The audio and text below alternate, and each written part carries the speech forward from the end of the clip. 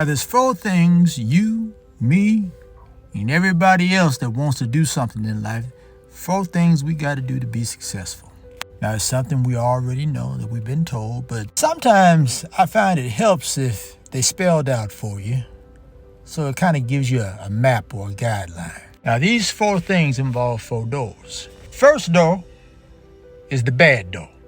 Now, no matter what it is that you want to do, be an athlete, musician, or cook, or auto mechanic, whatever it is, you got to go through the bad door. Door number one. Now, in this door, you don't even know what you don't know. You trying to figure things out. What does this do? What does that do? Can I do this? How do I do that? What does this mean? And somebody looking in on you, they gonna say, boy, you terrible. And believe it or not, a lot of people, they get discouraged at door number one. But you got to go through it. You got to put your ego aside, because your ego is going to go through some stuff, something terrible. Now, door number two is the fair door. Now, in the fair door, you starting to get the hang of things. You know what the terminology is, the equipment is. You learn how to do things. You still stumbling around looking kind of silly, but you're starting to figure things out. Now, you ain't competent, but you're starting to figure things out. Starting to learn the lingo, what to do and what not to do. And in some cases, you even surprising yourself, finding out there are some things that you can do. But ain't nobody picking you to do anything for them. But you're learning. So that's door number two. Door number three is the good door. Now you're getting kind of confident in what you're doing. Your ego ain't getting bruised as much. In fact, every now and then, there may be few and far between, people even complimenting you.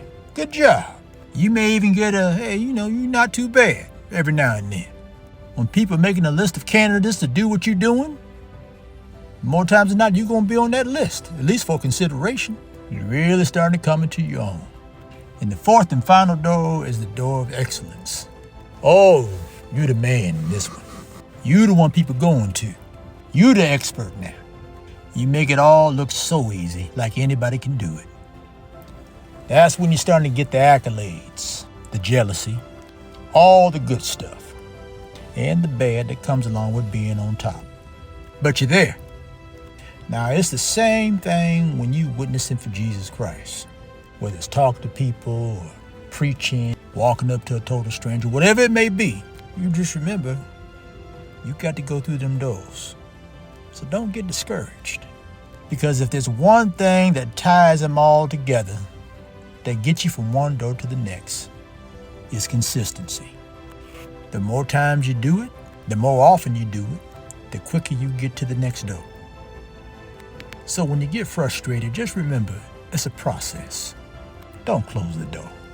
You just stay consistent and stick with it, and you'll be at door number 4 before you know it. God bless you, my friend.